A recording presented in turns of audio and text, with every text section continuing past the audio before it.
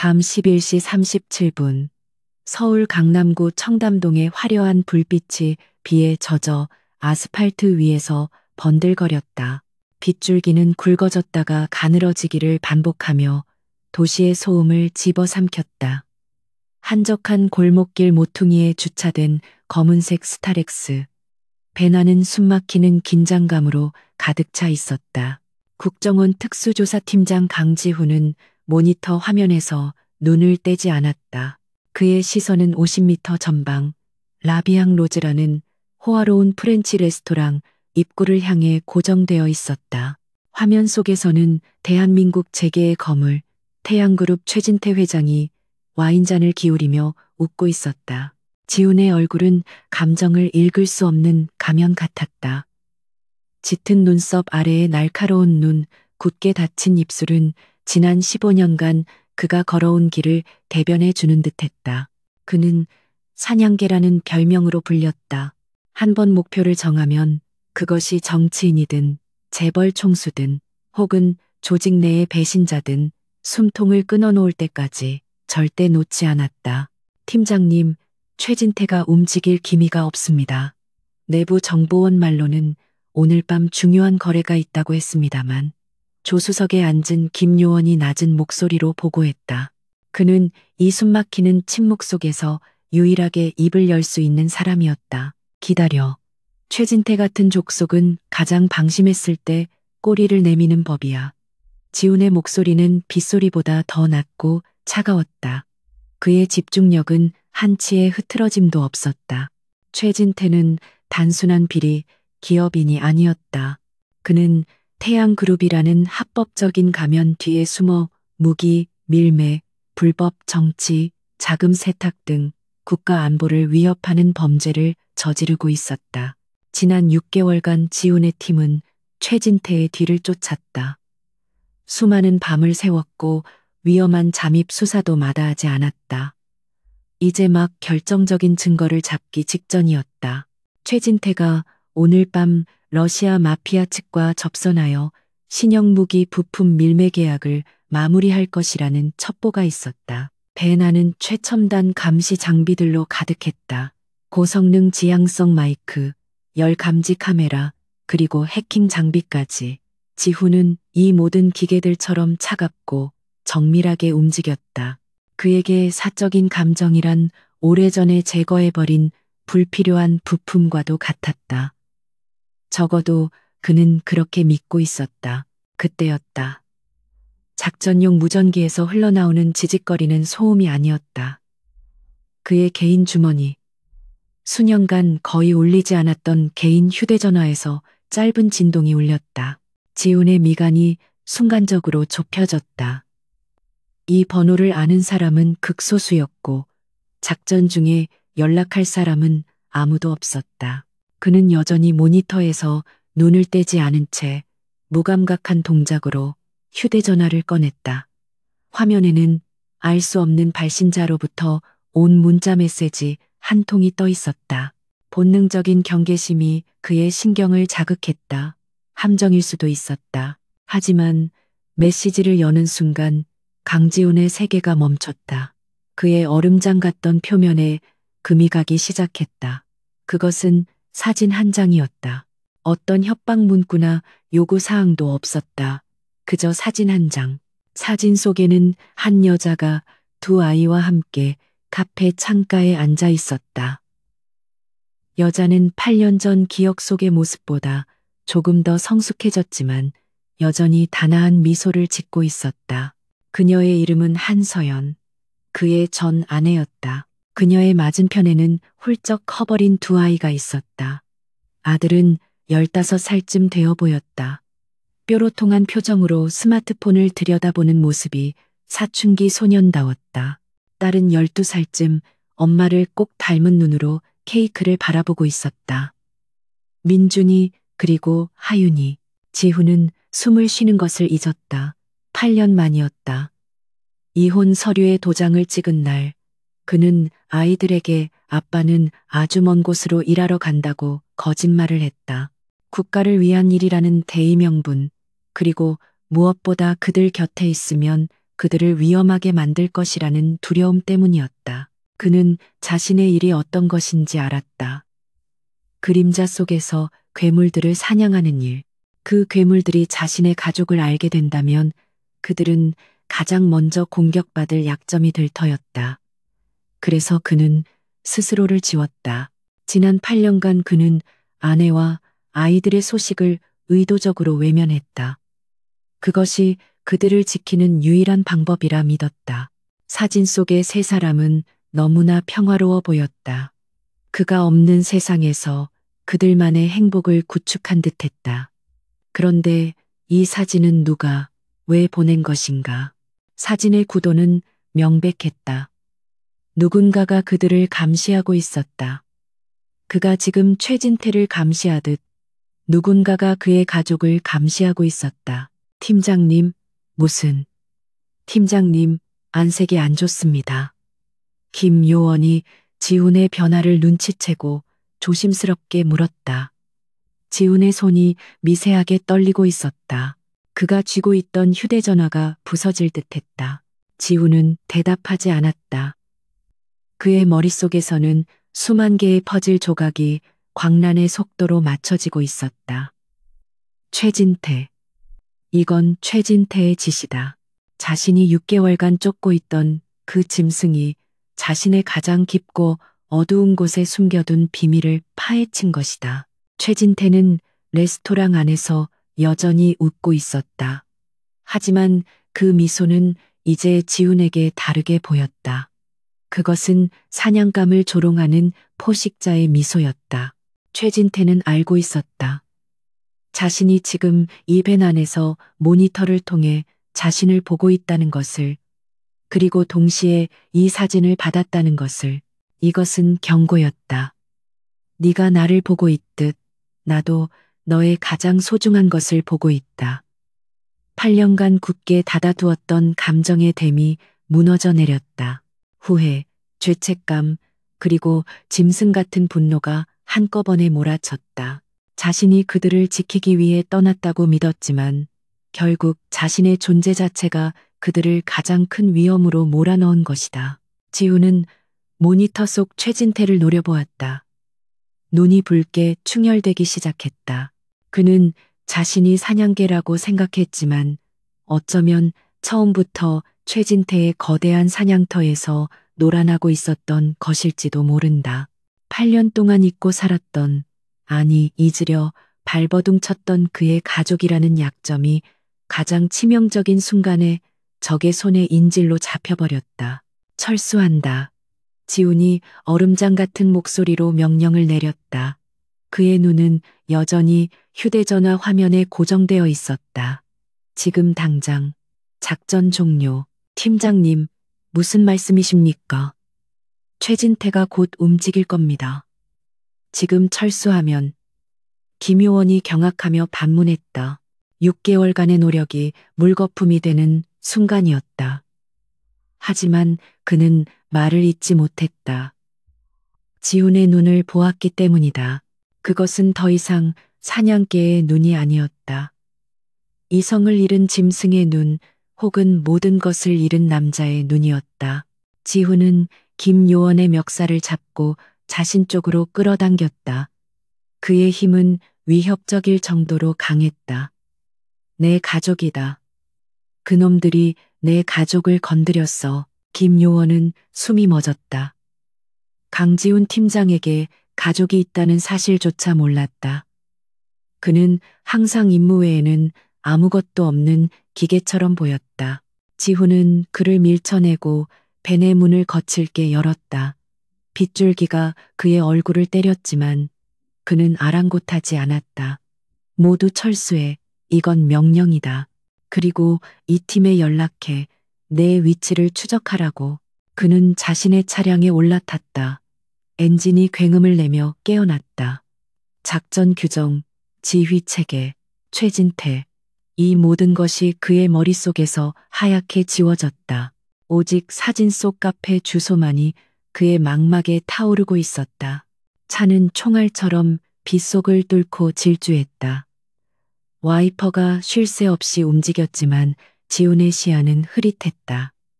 그것은 비 때문이 아니었다. 8년 전의 기억이 본물처럼 터져 나왔다. 정말 가야 해. 꼭 이렇게까지 해야 하는 일이야. 이혼 서류 앞에서 서연이 물었다. 그녀의 목소리는 지쳐 있었다. 그는 대답할 수 없었다. 당신과 아이들을 지키기 위해서라는 말은 차마 입 밖으로 나오지 않았다.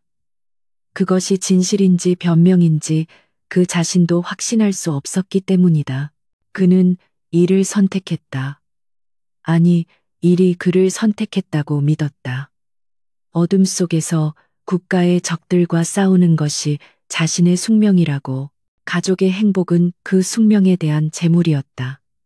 그는 자신이 더러운 일을 맡는 대가로 서연과 아이들은 평범하고 안전한 삶을 살 수 있을 거라 합리화했다. 하지만 지금 그 합리화가 얼마나 오만하고 어리석었는지 깨닫고 있었다.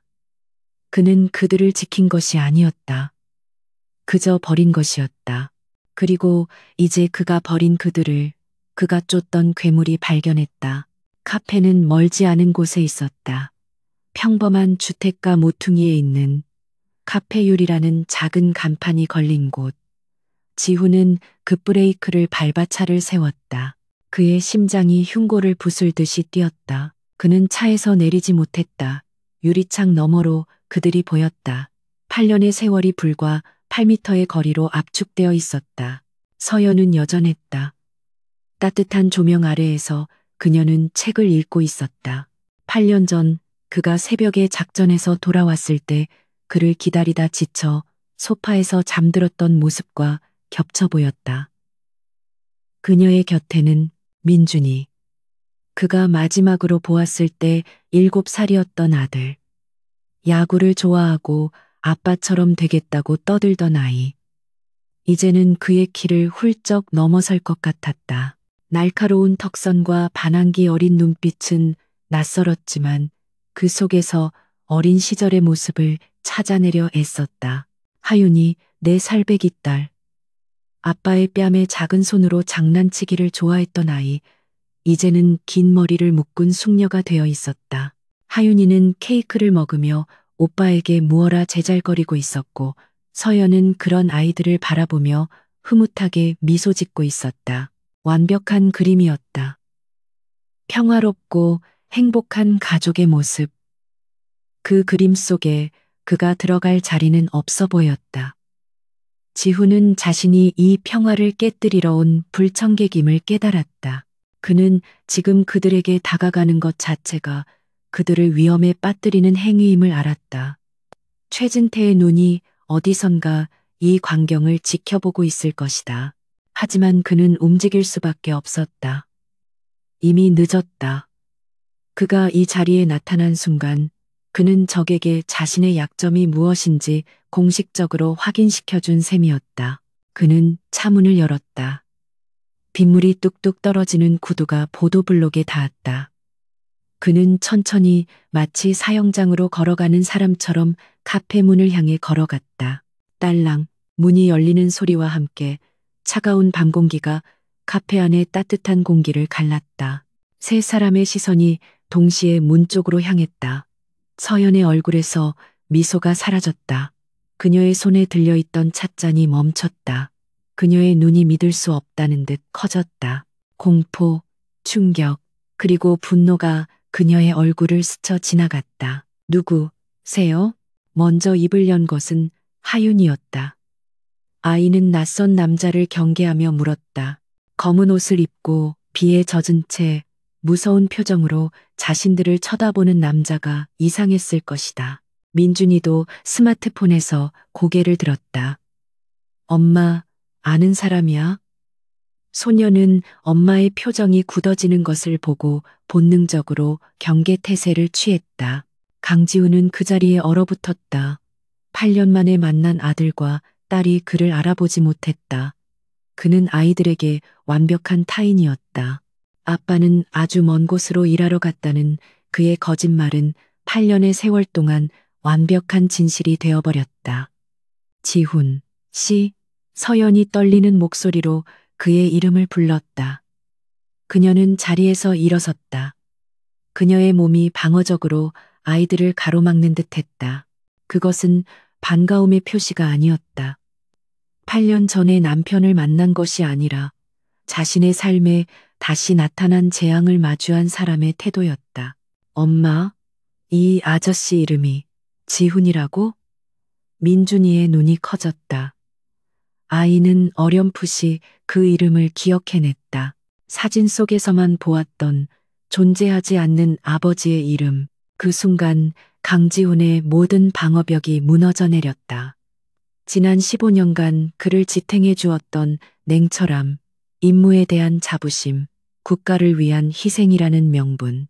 그 모든 것이 아이의 낯선 시선과 아내의 두려움 앞에서 산산조각 났다. 그는 괴물을 잡는 사냥개라고 생각했다. 하지만 지금 그는 자신의 아이들에게조차 괴물처럼 보였다. 그가 그들을 버린 이유가 바로 이것이 아니었던가. 그들에게 위험을 가져다 줄까봐. 그런데 그는 지금 스스로 그 위험의 전령이 되어 그들 앞에 섰다. 최진태의 협박 때문이 아니었다. 임무 실패에 대한 분노도 아니었다. 8년 동안 외면했던 진실이 그의 심장을 찔렀다.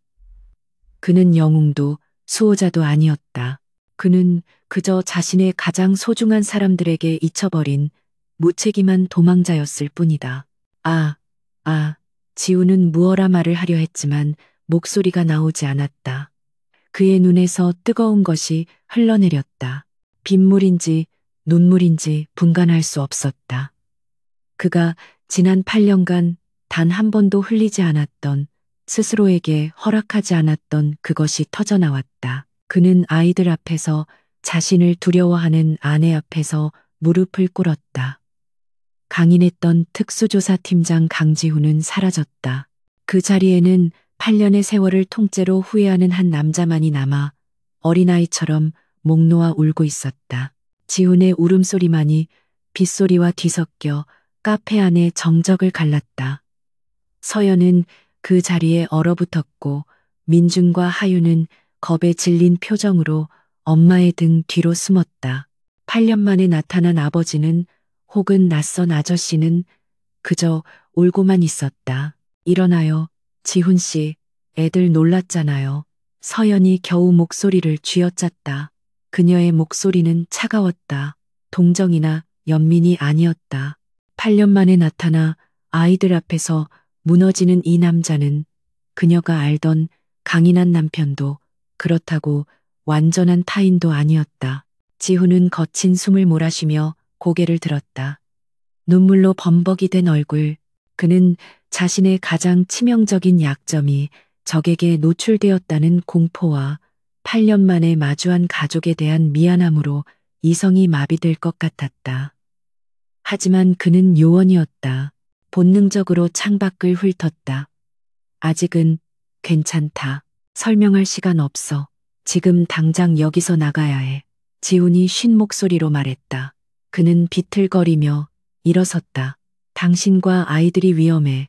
나 때문에. 그의 목소리는 다급했다. 위험? 8년 동안 아무 소식 없다가 나타나서 한다는 말이 고작 그거예요? 우린 당신 없이 잘 살고 있었어요. 서연이 소리쳤다. 두려움보다 배신감과 분노가 먼저 치밀어 올랐다. 제발, 서연아, 이번 한 번만 내 말 들어줘. 제발. 지훈이 애원했다. 그는 아이들을 바라보았다. 민준아, 하윤아, 아빠가 미안하다. 일단 따라와줘. 아빠가 다 설명할게. 아빠라는 단어에 민준이의 어깨가 움찔했다. 소녀는 혼란스러운 눈으로 지훈과 엄마를 번갈아 보았다. 서연은 지훈의 눈에서 거짓말을 할 때와는 다른 절박함을 읽었다. 저 눈빛은 8년 전 그가 마지막 임무를 떠날 때와 같은 눈빛이었다. 알았어요. 하지만 이게 무슨 일인지 정확히 설명해야 할 거예요. 서연은 결심한 듯 아이들의 손을 잡았다. 지훈은 고개를 끄덕이며 그들을 이끌고 빗속으로 뛰쳐나갔다. 그의 검은색 세단이 빗길을 미끄러지듯 급히 현장을 벗어났다. 그들이 도착한 곳은 강남의 한 고급 오피스텔 지하에 위치한 국정원 안간자였다. 겉보기엔 평범했지만 내부는 최첨단 보안 장비로 가득했다. 방음벽, 수십 개의 감시 모니터, 그리고 외부에서는 절대 열 수 없는 두꺼운 강철문. 따뜻한 조명의 카페와는 정반대의 차가운 공간이었다. 여긴 어디예요? 하윤이가 서연의 옷자락을 붙잡고 속삭였다. 아이는 이 낯선 장소와 낯선 아빠가 무서웠다. 지훈은 뭐라고 대답해야 할지 몰랐다. 아빠의 직장이라고 하기엔 너무나 어두운 곳이었다. 안전한 곳이야. 당분간만 여기서 지내야 해. 지훈은 모니터를 확인하며 말했다. 그는 다시 냉철한 요원의 모습으로 돌아가려 했었다. 하지만 그의 손은 여전히 미세하게 떨리고 있었다. 민준이는 팔짱을 낀 채 방구석에서 지훈을 노려보고 있었다. 그래서 당신이 진짜 우리 아빠라고? 8년 동안 뭐 하다가 이제 와서. 그리고 저 사람들, 아까부터 우리 미행했어요? 소녀는 날카로웠다. 카페에서부터 느낀 수상한 낌새를 눈치챈 것이다. 지훈은 입술을 깨물었다. 그래, 내 말이 맞아. 미행당했어. 그들은 아빠의 적들이야. 그리고 이제 너희들까지 알게 됐어. 그의 말은 무거운 진실이었다. 바로 그때 안가 내부의 보안 터미널에서 날카로운 경고음이 울렸다. 외부로부터의 최고 등급 암호화된 메시지였다. 지훈의 심장이 차갑게 식었다. 이 비상 채널을 아는 것은 국정원 내부 최고 위급 혹은 그만큼의 정보력을 가진 적뿐이었다. 최진태가 이 안가의 위치까지 파악하고 있었다. 엄마, 저리가 있어. 지훈이 소리치며 서연과 아이들을 등 뒤에 침실 쪽으로 밀었다. 그는 터미널로 다가가 메시지를 열었다. 화면에 최진태 회장의 오만한 얼굴이 떠올랐다. 그는 값비싼 시가와 와인잔을 들고 자신의 집무실 소파에 파묻혀 웃고 있었다. 강 팀장, 오랜만일세. 아니, 8년 만인가? 최진태가 여유롭게 입을 열었다. 내 사냥개가 감히 주인을 물려고 하더군. 오늘 밤 레스토랑에서의 쇼는 인상 깊었네. 특히 그 눈물. 아주 감동적이었어. 무슨 짓이야. 민간인은 건드리지 않기로 한 게 이 바닥룰 아닌가. 지훈이 화면 속의 최진태를 노려보며 으르렁거렸다. 그의 목소리는 분노로 타오르고 있었다. 피가 역류하는 것 같았다. 룰은 강자가 만드는 법이지. 최진태가 비웃었다. 네가 먼저 내 사업을 망치려 들었잖아. 난 그저 내게 가장 소중한 것을 알려준 것뿐이야. 네가 8년 동안이나 잊고 살았던 그것. 영상이 바뀌었다. 안가 밖을 비추는 건물 입구의 CCTV 화면이었다. 최진태의 부하들로 보이는 검은 정장의 사내들이 건물 입구에 서성이고 있었다. 네가 그 소중한 가족을 데리고 내 세장으로 걸어 들어왔더군. 참 고마운 일이야. 수고를 덜어줬어. 48시간 주지. 최진태의 목소리가 얼음처럼 차가워졌다. 태양그룹 관련 원본 데이터 전부. 그리고 네가 지난 6개월간 쥐새끼처럼 모은 모든 증거들. 48시간 뒤에 내가 보낸 사람에게 깨끗하게 넘겨. 그렇지 않으면 내 눈앞에서 그 완벽했던 가족 그림이 어떻게 찢어지는지 구경하게 될 거야. 화면이 꺼졌다.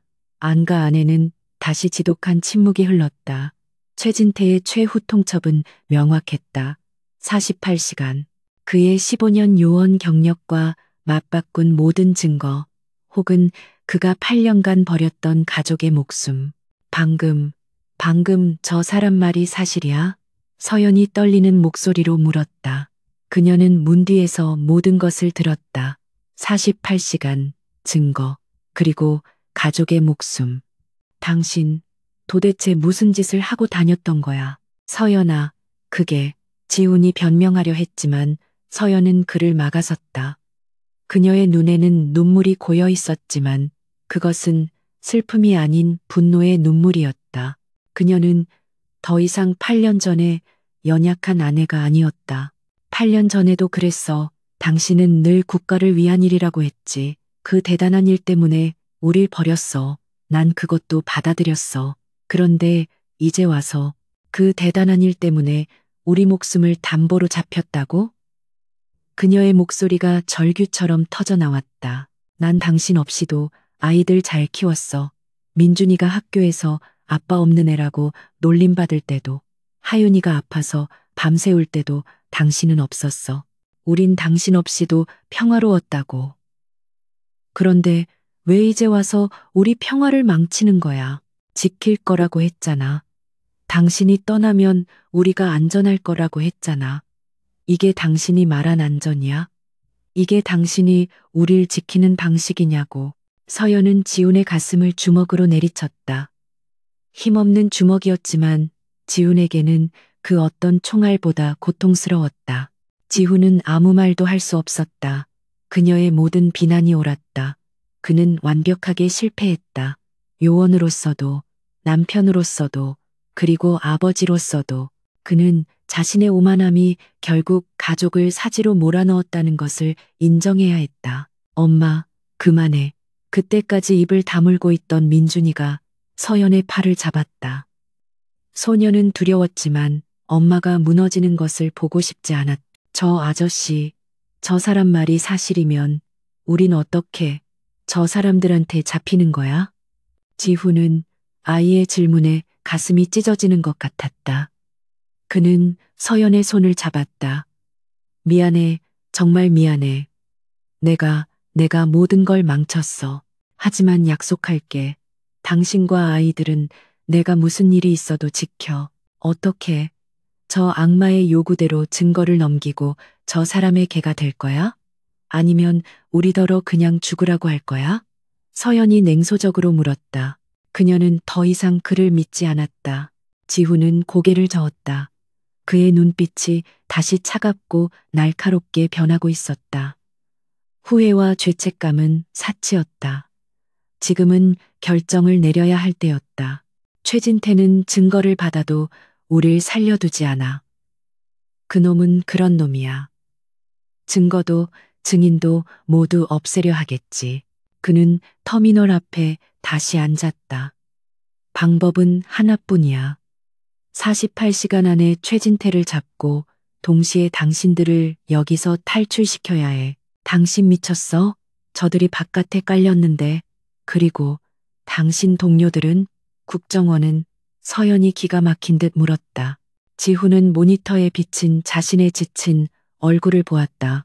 최진태가 이 안가를 안다는 건 내부에 짐승이 있다는 뜻이야. 아무도 못 믿어. 나 자신 외에는. 지훈은 결심했다. 그는 정의를 선택하는 것도 가족을 선택하는 것도 아니었다. 그는 둘 다를 걸고 목숨을 건 도박을 해야 했다. 8년간 외면했던 아버지의 이름으로 그는 이제 모든 것을 걸어야 했다. 48시간의 카운트다운이 시작되었다. 안가의 차가운 공기 속에 서연의 절규가 메아리 쳤다. 지훈은 망연자실한 표정의 아내와 겁에 질린 아이들, 그리고 48시간이라는 사형 선고를 번갈아 보았다. 후회는 사치였다. 그는 머리를 세차게 흔들며 자신을 다잡았다. 지금은 강지훈 팀장, 사냥개로 돌아가야 할 때였다. 그의 눈빛이 다시 차갑고 날카로워졌다. 최진태가 이 안가를 알고 있다. 이곳은 국정원 내에서도 극소수만 접근 가능한 알파 7 안가였다. 접근 권한은 자신과 직속 상관인 박 부장, 그리고 시스템 관리자뿐이었다. 내부 배신자가 있다는 뜻이다. 지훈은 공식 채널을 신뢰할 수 없음을 깨달았다. 그는 국정원에서 지급한 모든 통신 장비를 전원 차단했다. 주머니에서 위성 암호화 기능이 탑재된 별도의 고스트폰을 꺼냈다. 이것은 그가 국정원 시스템을 우회하여 개인적으로 관리해 온 비상 연락망이었다. 그는 단축번호 1번을 길게 눌렀다. 신호음이 몇 번 울린 뒤 낮고 연륜 있는 목소리가 들려왔다. 자네가 이 번호로 연락할 줄 알았지. 사라는 있군. 강 팀장, 국정원 퇴직 요원이자 지금은 어둠 속의 해결사로 불리는 오 국장이었다. 상황이 안 좋습니다. 도움이 필요합니다. 지우는 짧고 간결하게 말했다. 감정을 배제한 채 사실만을 전달했다.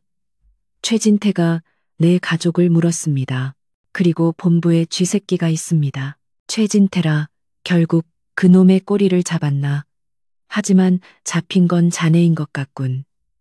오 국장의 목소리는 냉정했지만 걱정이 묻어났다. 뭘 원하나? 자네가 나한테 연락했다는 건 공식적인 도움이 아니라는 뜻일 텐데 탈출 수단이 필요합니다. 완벽하게 추적 불가능한 차량과 무기 그리고 제 가족을 맡아주실 수 있겠습니까? 48시간만 제가 일을 처리할 때까지. 지훈의 목소리가 미세하게 떨렸다. 처음으로 누군가에게 자신의 약점을 맡기는 순간이었다. 수화기 너머로 긴 침묵이 흘렀다. 자네답지 않군, 강 팀장. 하지만 좋아. 자네에게 빚진 게 있으니 이 시간 뒤 안가 뒤편 환기구 쪽으로 사람을 보내지. 그들은 내 사람들이야. 자네 가족은 안전할 걸세. 감사합니다. 지우는 전화를 끊었다. 첫 번째 단계는 해결되었다. 이제 두 번째 단계, 아이들을 마주하는 일이 남았다. 그는 무거운 발걸음을 옮겨 가족들이 모여있는 침실로 향했다. 서연은 아이들을 꼭 껴안고 침대 구석에 앉아 있었다. 그녀의 눈은 여전히 그를 향한 불신으로 가득했다. 하윤이는 엄마 품에 얼굴을 묻은 채 가늘게 떨고 있었다. 지훈의 가슴이 다시 찢어지는 것 같았다. 그는 조심스럽게 하윤이에게 다가갔다. 무슨 말을 해야 할까? 8년 만에 만난 딸에게 무서워하지 말라고. 이 모든 공포를 자신이 가져왔는데 그는 주머니를 뒤져 작전용 비상식량으로 가지고 다니던 초콜릿바를 꺼냈다. 하윤아, 이거라도 먹을래? 그의 목소리는 낯설고 서툴렀다. 전술을 지시하고 범죄자를 신문하던 목소리와는 완전히 달랐다. 하윤이는 고개를 들어 그를 쳐다봤다. 아이의 큰 눈에는 두려움과 호기심이 뒤섞여 있었다. 아이는 초콜릿 바를 받지 않고 다시 엄마 품으로 파고들었다. 지훈의 손이 공중에서 머쓱하게 멈췄다. 그는 자신이 얼마나 형편없는 아빠인지 다시금 깨달았다. 그는 아이를 달래는 법조차 잊어버렸다. 아니, 애초에 알지 못했을지도 모른다. 쇼하지 마. 차가운 목소리가 그의 등 뒤에서 들려왔다. 민준이었다. 소녀는 팔짱을 낀 채 그를 노려보고 있었다. 이제 와서 아빠 행세라도 하려는 거야? 당신 때문에 우리가 지금 죽게 생겼는데. 민준아, 그런 말버릇은. 서연이 아들을 말리려 했지만 민준이는 멈추지 않았다. 왜? 맞는 말이잖아. 저 사람이 우리 아빠라고? 8년 동안 코빼기도 안 비치던 사람이? 그냥 솔직히 말해. 우릴 미끼로 쓸 거지? 소년의 날카로운 말은 비수가 되어 지훈의 심장에 밝혔다. 8년치의 원망과 분노가 담긴 말이었다. 지훈은 변명할 수 없었다. 아니야, 절대로. 너희를 위험하게 만들지 않아. 그 말을 어떻게 믿어? 당신은 엄마도 속였잖아. 8년 전에 떠날 때도 일 때문이라고 했겠지. 근데 그 일이 지금 우리 목을 조르고 있잖아. 민준이가 소리쳤다. 차라리 저 사람들한테 잡히는 게 낫겠어. 당신 같은 아빠보다는. 강민준. 서연이 소리쳤지만 지우는 손을 들어 그녀를 막았다. 그는 민준이에게 다가가 아이의 눈을 똑바로 쳐다봤다. 내 말이 맞아. 나는 끔찍한 아빠다. 내 원망 다 받아들일게. 하지만 지금은 아니야. 그의 목소리는 다시 요원의 그것으로 돌아와 있었다. 나는 너희를 지킬 거다. 그게 아빠로서의 의무든 이 사태를 초래한 놈으로서의 책임이든 반드시 지켜낼 거야. 그러니 딱 2시간만 아빠를 믿어줘. 지우는 민준이를 지나쳐 다시 터미널로 향했다. 그는 2가지 계획을 동시에 실행해야 했다. 하나는 가족의 탈출, 다른 하나는 최진태를 잡을 것. 그는 배신자를 역이용할 생각이었다. 그는 터미널을 조작하기 시작했다. 최진태가 원하는 것은 태양그룹의 비리 원본 데이터였다. 그는 그 데이터를 복사하는 척하며 내부에 치명적인 바이러스와 위치 추적기를 심은 더미 파일을 생성했다. 이 파일이 최진태의 서버에 업로드되는 순간 그의 모든 방화벽은 무력화될 것이다. 서연아, 이제 준비해야 해. 지훈이 모니터에서 눈을 떼지 않은 채 말했다. 2시간 뒤 내 사람들이 올 거야. 그들을 따라 여기서 나가. 그들은 절대적으로 안전한 곳으로 당신과 아이들을 데려갈 거야. 당신은 같이 가지 않는 거야? 서연의 목소리에 불안감이 서렸다. 그녀는 그를 원망했지만 이 지옥 같은 상황에서 그가 유일한 방패라는 것 또한 알고 있었다. 나는 이 일을 마무리해야 해. 최진태에게 미끼를 던져야 하거든. 지훈은 더미 파일이 담긴 USB를 손에 쥐었다. 최진태는 내가 증거를 넘길 거라고 믿게 만들어야 해. 그리고 그는 배신자를 통해 나를 감시할 거야. 그는 내부 통신망을 통해 박 부장에게 메시지를 보냈다. 최진태의 요구를 수락하기로 했습니다. 접선 장소를 조율해 주십시오. 이것은 배신자를 향한 미끼였다. 박 부장이든 혹은 그 메시지를 감청할 또 다른 쥐새끼든 이 정보를 최진태에게 물어갈 것이다. 지훈은 전투 장비를 점검하기 시작했다. 권총에 소음기를 부착하고 여분의 탄창을 챙겼다. 그의 움직임에는 망설임이 없었다. 냉혹한 특수요원. 하지만 그의 시선은 계속 침실 문틈으로 새어나오는 아이들의 작은 숨소리에 머물러 있었다.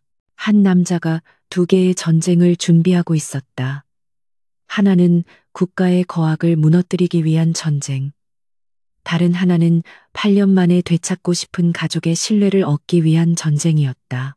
그리고 2 전쟁 모두에서 그는 단 한 번의 실수도 용납할 수 없었다. 남은 시간은 46시간이었다. 2시간이 영원처럼 흘러갔다. 안가의 모니터는 여전히 건물 입구에 배회하는 최진태의 부하들을 비추고 있었다. 지훈이 박 부장에게 항복 메시지를 보낸 지 1시간이 지났지만 최진태 측의 반응은 없었다.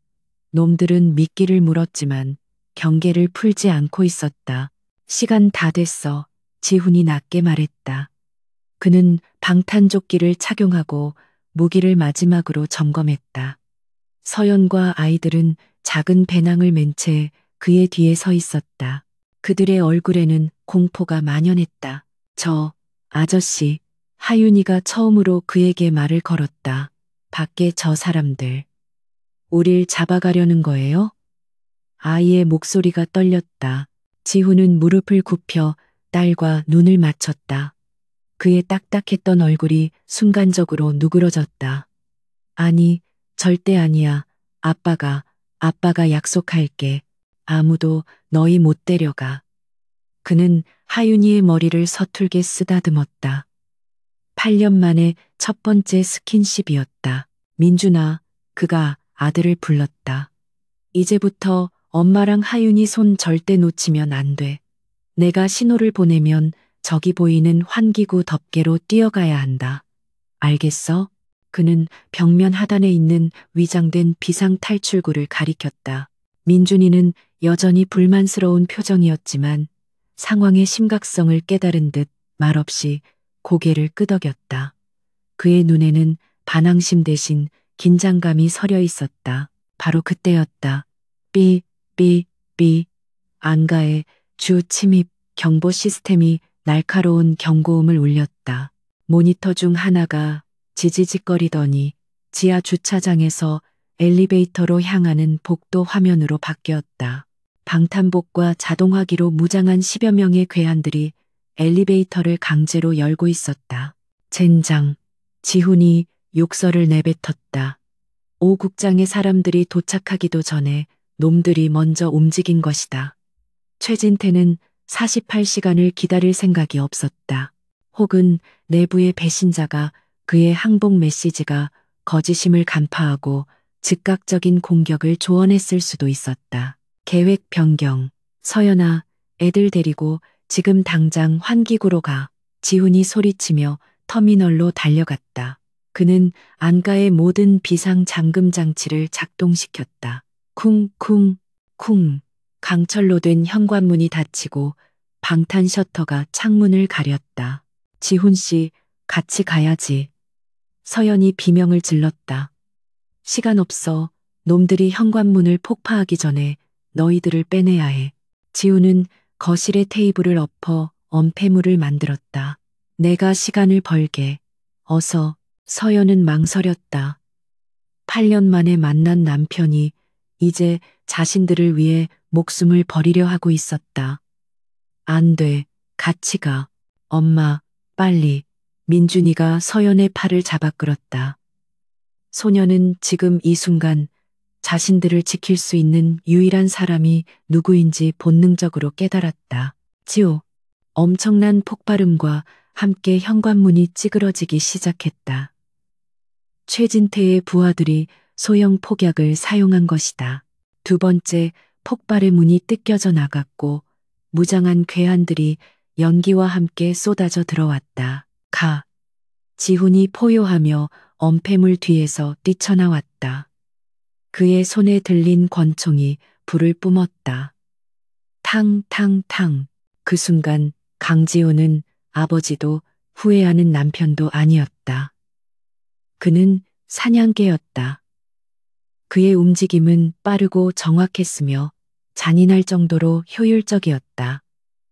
그는 좁은 안가 내부의 지형을 이용했다. 첫 번째로 들어선 2명의 머리와 가슴에 정확히 총알을 박아 넣었다. 서연과 아이들은 그 자리에 얼어붙었다.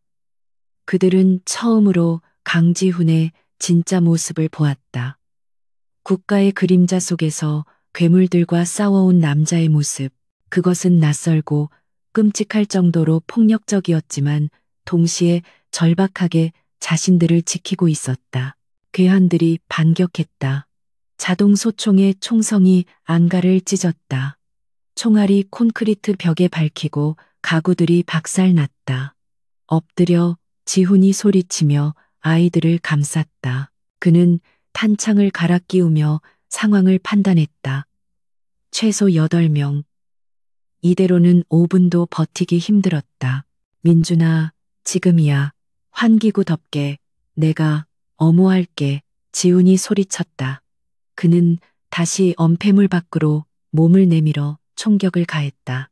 괴한들의 시선이 그에게 쏠린 사이 민준이는 엄마와 동생의 손을 잡고 미친 듯이 환기구를 향해 달렸다. 하지만 괴한 중 하나가 그들을 발견했다. 애들이다. 잡아. 그가 소리치며 아이들 쪽으로 총구를 돌렸다. 안 돼. 지훈이 몸을 날렸다. 그는 괴한과 아이들 사이를 가로막았다. 총알 한 발이 그의 방탄조끼 옆구리를 스치고 지나갔다. 끔찍한 고통이 옆구리를 꿰뚫었지만 그는 이를 악물고 방아쇠를 당겼다. 그때 밖에서 또 다른 총성이 들려왔다. 이번엔 괴한들의 등 뒤에서였다. 오 국장의 사람들이었다. 그들은 환기구 반대편 비상계단을 통해 진입하여 괴한들의 후방을 공격했다. 전세가 역전되었다. 괴한들은 앞뒤로 공격을 받자 당황하기 시작했다. 팀장님, 어서. 오 국장의 부하 중 하나가 지훈을 향해 소리쳤다. 지훈은 환기구 덮개를 열어젖혔다. 서연아, 먼저 들어가. 민준아, 하윤이 데리고 따라가. 당신은 어떻게? 서연이 울부짖었다. 그녀의 눈에는 8년치의 원망 대신 지금 이 순간 그를 잃을지도 모른다는 순수한 공포가 담겨 있었다. 난 뒤처리를 해야 해. 지훈이 그녀를 덮개 안으로 밀어 넣었다. 반드시 따라갈게. 약속해. 그는 민준이를 바라보았다. 아들은 그를 쳐다보고 있었다. 증오도 반항도 아닌 이해할 수 없는 복잡한 눈빛으로. 가. 엄마랑 동생 지켜. 이제 네가 지켜야 해. 민준이는 입술을 깨물고는 하윤이를 안아 덮개 안으로 사라졌다. 덮개가 닫히기 직전 서연의 마지막 눈빛이 그에게 닿았다. 살아 돌아와요. 지우는 환기구 덮개를 잠갔다. 이제 가족은 안전했다. 그는 천천히 일어섰다. 옆구리의 상처에서 피가 흘러나왔지만 고통은 느껴지지 않았다. 그의 눈은 남은 괴한들과 그들 뒤에서 이 모든 것을 지휘하고 있을 배신자를 향해 불타고 있었다. 사냥개의 사냥이 이제 막 시작된 것이다. 환기구 덮개가 닫히는 마지막 쇠소리가 지훈의 귓가에 울렸다. 그것은 8년 만에 그가 지켜낸 가족의 안전을 알리는 신호이자 지옥의 문을 여는 신호였다. 그는 비틀거리며 일어섰다. 옆구리에서 배어나오는 피가 방탄조끼 아래로 뜨겁게 흘러내렸다. 팀장님, 괜찮으십니까? 오 국장의 부하, 코드네임 백호가 그에게 다가오며 남은 괴한을 제압했다. 안가는 순식간에 정리되었다. 괴한들 대부분이 사살되었고 2명이 생포되었다. 지훈의 눈은 그중 어깨에 총을 맞고 신음하는 한 놈에게 고정되었다. 지훈은 그에게 다가갔다. 그의 눈빛은 더 이상 인간의 것이 아니었다. 누가 보냈지? 최진태의 지시인가? 아니, 놈이 이 안가를 알 리가 없어. 국정원 내부 조력자가 누구야? 그의 목소리는 피냄새와 화약 냄새에 섞여 섬뜩하게 울렸다. 남자는 고통 속에서도 입을 다물고 그를 노려봤다. 지우는 망설임 없이 남자의 부상당한 어깨를 군화발로 짓밟았다. 뼈가 으스러지는 소리와 함께 끔찍한 비명이 터져 나왔다. 말해, 내부에 누가 있지? 박 부장, 박진철 부장님이시다. 남자는 고통을 이기지 못하고 모든 것을 실토했다. 지훈의 심장이 차갑게 가라앉았다. 박진철 부장, 10년 넘게 그를 이끌어준 상사, 그를 사냥개로 만든 장본인, 그가 배신자였다. 지훈은 남자를 백호에게 넘기고 비틀거리며 벽에 기댔다. 가족들은 안전한가? 백호가 고개를 끄덕였다. 오 국장님께서 직접 제2안가로 옮기셨습니다. 거긴 신도 모르는 곳입니다. 지훈은 눈을 감았다. 안도감이 밀려왔지만 그것은 곧바로 얼음 같은 분노로 바뀌었다. 그는 고스트 폰을 꺼내오 국장에게 연락했다. 박진철입니다. 놈들이 48시간을 기다리지 않은 건 박 부장이 내가 항복할 의사가 없다는 걸 알았기 때문입니다. 그는 자신의 항복 메시지가 미끼였음을 박 부장이 간파했음을 깨달았다. 노련한 사냥꾼은 덧 냄새를 맡은 것이다. 그럼 이제 어쩔 셈인가? 자네는 부상당했어. 오 국장의 목소리가 무겁게 물었다. 지훈은 옆구리의 상처를 동여매며 희미하게 웃었다. 사냥개가 다쳤다고 사냥을 못할 것 같습니까? 진짜 사냥은 지금부터입니다. 그는 더미 파일이 든 USB를 꺼내 들었다. 그리고 국정원 공식 채널을 통해 박진철 부장에게 구조 요청을 보냈다. 부장님, 놈들의 기습을 받았습니다. 저 혼자 남았습니다. 옆구리에 총을 맞았습니다. 최진태가 거래를 원합니다. 만나겠다고 전해 주십시오. 그는 일부러 약하고 절박한 목소리를 연기했다. 부상은 연기가 아니었지만 그는 그 고통마저 연기의 도구로 사용했다. 박 부장은 자신이 미끼를 물었다고 확신할 것이다.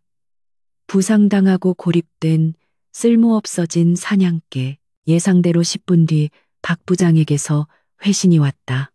버텨라, 강 팀장. 내가 직접 가겠다. 최 회장 측과 조율했다. 인천항 7번 창고. 3시간 뒤다. 거기서 데이터를 넘기고 투항해라. 그게 자네가 살 유일한 길이다. 인천항 7번 창고. 그곳은 태양그룹의 밀수품이 드나드는 거점이었다. 박 부장은 그곳에서 자신을 처리하고 동시에 최진태에게 데이터를 넘기며 모든 공을 독차지할 생각이었다. 인천항 7번 창고. 3시간 뒤입니다. 지훈이 오 국장에게 말했다. 덫이 설치되었습니다. 이제 덫을 놓은 놈들을 사냥할 시간입니다. 3시간 뒤 인천항 7번 창고. 비가 쏟아지고 있었다. 거대한 컨테이너들이 괴물처럼 어둠 속에 서 있었고 크레인은 거대한 해골처럼 하늘을 찌르고 있었다. 지훈은 방수 판초를 뒤집어 쓴 채 크레인 조종석 가장 높은 곳에서 아래를 내려다보고 있었다. 그의 옆구리는 응급처치를 받았지만 움직일 때마다 끔찍한 고통이 밀려왔다. 하지만 그의 정신은 그 어느 때보다 맑았다. 백호를 비롯한 오 국장의 베테랑 요원들이 창고 주변에 완벽하게 포진해 있었다. 약속된 시간이 되자 검은색 세단 여러 대가 창고 안으로 미끄러져 들어왔다. 박진철 부장이 차에서 내렸다. 그는 여전히 위험 있는 국정원 간부의 모습이었다. 그의 뒤로 최진태의 사병들, 그리고 마침내 최진태 회장 자신이 모습을 드러냈다. 강 팀장, 꼴이 말이 아니군. 박 부장이 창고 중앙에 비틀거리며 나타난 지훈을 보며 혀를 찼다. 그의 눈에는 동정심 대신 경멸이 어려 있었다. USB는 가져왔나? 지훈은 피에 젖은 판초 안에서 USB를 꺼내 들었다. 궁금했습니다. 왜 이런 짓을 하셨습니까? 부장님. 그의 목소리는 빗소리에 묻혀 겨우 들렸다. 왜냐고? 자네 같은 사냥개는 평생 모르겠지만 세상은 돈과 권력으로 움직이는 거야. 난 그림자 속에서 썩긴 싫었거든. 최 회장님은 내게 새로운 세상을 약속하셨지.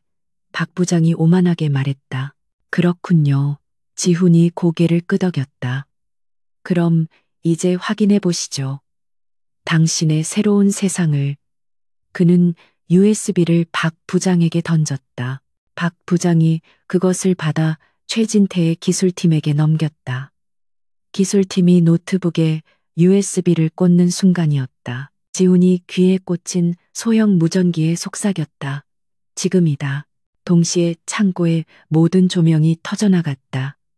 암흑 속에서 오 국장팀의 야간 투시경이 빛났다. 창고 사방에 설치되었던 소형 섬광탄이 터지며 최진태의 부하들의 눈을 멀게 했다. 함정이다. 저놈을 쏴. 박 부장이 소리쳤지만 이미 늦었다.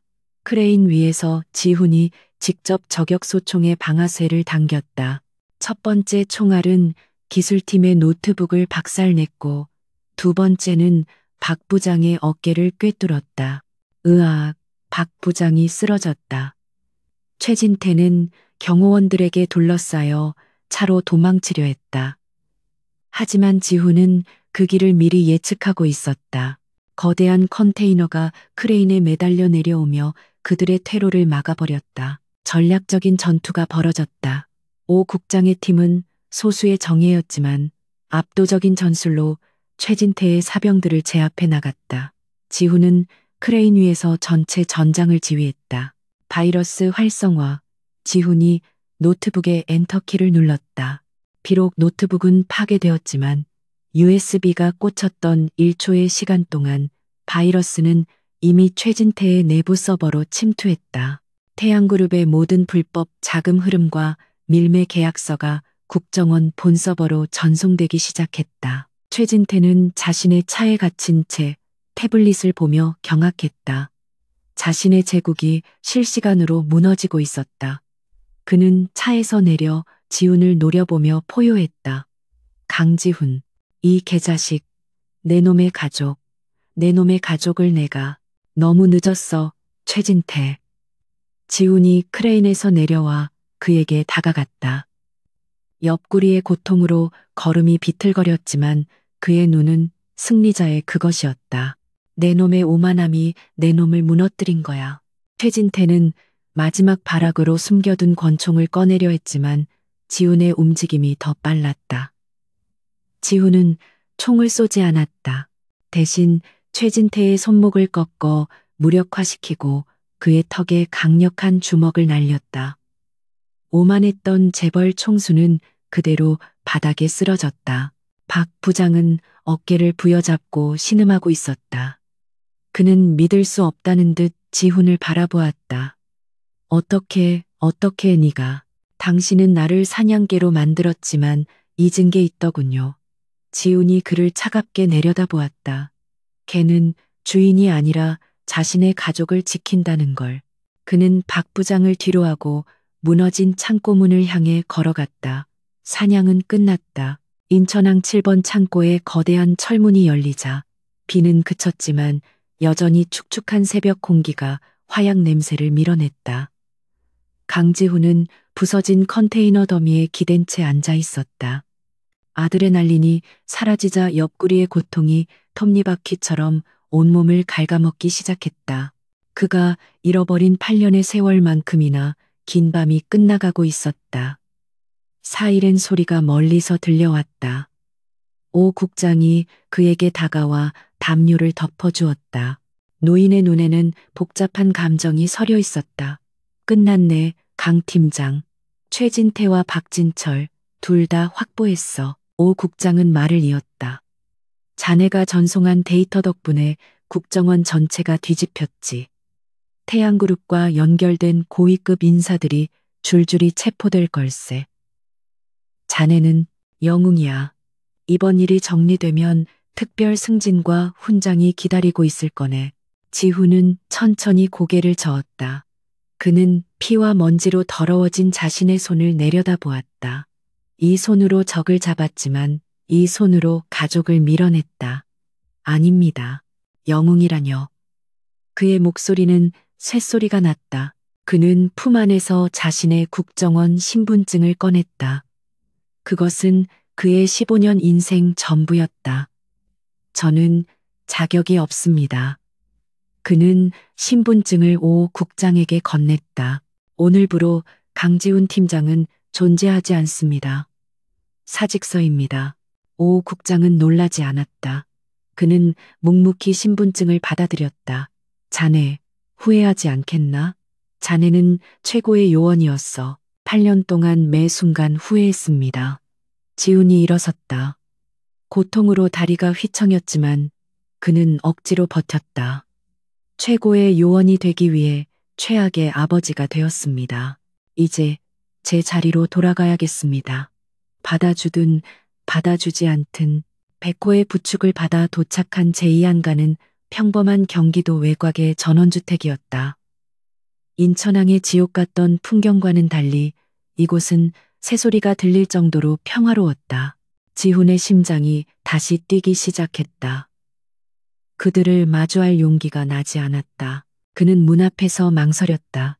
8년 전 그가 그들을 떠나기로 결심했을 때보다 더 두려웠다. 그때는 임무라는 변명이 있었지만 지금은 아무것도 없었다. 그는 그저 상처 입고 모든 것을 잃은 빈털터리 남자일 뿐이었다. 그가 문을 열고 들어섰을 때 거실에는 세 사람이 있었다. 서연과 민준, 그리고 하윤. 그들은 어젯밤의 공포에서 아직 벗어나지 못한 듯 했지만 다친 곳은 없어 보였다. 그들은 짐을 싼 가방 옆에 서 있었다. 떠날 준비를 하고 있었다. 서연은 붕대를 감은 지훈의 모습을 보고 입술을 깨물었다. 그녀의 눈은 더 이상 8년 전의 분노나 어젯밤의 공포로 불타지 않았다. 그저 깊고 슬픈 강처럼 고요했다. 끝, 난 거예요? 지훈은 차마 그녀에게 다가가지 못하고 현관에 서서 고개를 끄덕였다. 그래, 끝났어. 최진태도 박 부장도 다 잡혔어. 당신들은 이제 안전해. 그의 목소리는 낯설 정도로 부드러웠다. 그래서 이제 또 떠날 건가요? 민준이가 날카롭게 물었다. 소녀는 여전히 경계심을 풀지 않았지만 어젯밤의 노골적인 증오는 아니었다. 그것은 차라리 확인에 가까운 질문이었다. 지훈은 아들을 바라보았다. 그리고 서연을 바라보았다. 그는 준비해둔 변명이나 용서를 구하는 말을 하지 않았다. 대신 8년 동안 가슴속에 묻어두었던 어제 카페에서 터져나왔던 그 후회의 진실을 꺼냈다. 아니, 떠나지 않아. 그는 천천히 말했다. 서연아, 민준아, 하윤아, 내가 잘못했다. 그는 고개를 숙였다. 나는 8년 전에 너희를 지킨다고 생각했어. 내일이 위험하니까 내가 없으면 너희가 안전할 거라고 오만하게 믿었지. 그의 목소리가 떨리기 시작했다. 하지만 틀렸어. 나는 너희를 지킨 게 아니었어. 그냥 도망친 거였어. 남편으로서, 아빠로서 책임지는 게 두려워서. 국가라는 거창한 핑계 뒤에 숨은 비겁자였어. 그는 서연의 눈을 똑바로 쳐다보았다. 어젯밤 당신들을 다시 만났을 때, 그리고 당신들이 위험에 처했을 때, 나는 8년 동안 내가 무엇을 잃어버렸는지 깨달았어. 내 모든 걸 걸고 지켜야 했던 건 국가가 아니라 바로 당신들이었는데, 국정원 그만뒀어. 지훈이 마침내 말했다. 이제 난 요원도 팀장도 아니야. 그냥 아무것도 아니야. 8년 만에 돌아온 주제에 용서해달라고 할 자격 없는 거 알아. 당신들의 시간을 더 이상 방해하지 않을게. 서연은 오랫동안 말이 없었다. 그녀는 창밖을 바라보았다. 아침 햇살이 그녀의 젖은 속눈썹을 비추었다. 당신이 그런 사람이었다는 걸 어젯밤에 처음 알았어요. 그리고 당신이 8년 동안 우리에게서 빼앗아간 게 무엇인지도. 그녀는 지훈을 돌아보았다. 용서? 모르겠어요. 8년의 시간은 그렇게 쉽게 지워지지 않아요. 하지만 어젯밤 당신 눈에서 본 건 증오가 아니라 고통이었어요. 우리만큼이나 당신도 고통받았다는 걸. 우린 시간이 필요해요. 민준이도 하윤이도 그리고 나도. 서연의 목소리는 단호했지만 차갑지는 않았다. 그녀는 더 이상 그를 두려워하지 않았다. 지우는 그 말을 받아들였다. 그것은 그가 받을 수 있는 최선의 대답이었다. 그는 고개를 끄덕였다. 알아, 얼마든지. 기다릴게. 그는 자신이 이곳에 머물 자격이 없음을 알았다. 그는 아이들에게 마지막으로 눈을 맞추고 무거운 몸을 돌려 문으로 향했다. 그의 불확실한 미래, 홀로 걸어가야 할 속죄의 길을 향해 첫 발을 내딛는 순간이었다. 아빠, 작고 떨리는 목소리가 그의 발걸음을 붙잡았다. 지우는 숨이 멎은 듯 그 자리에 멈춰 섰다. 그는 천천히 돌아보았다. 하윤이었다. 4살 때 헤어졌던 딸. 그를 아저씨라고 불렀던 딸이 엄마의 옷자락을 붙잡은 채 그를 바라보고 있었다. 아빠, 아파요? 아이의 눈에는 더 이상 공포가 없었다. 그저 순수한 걱정만이 담겨 있었다.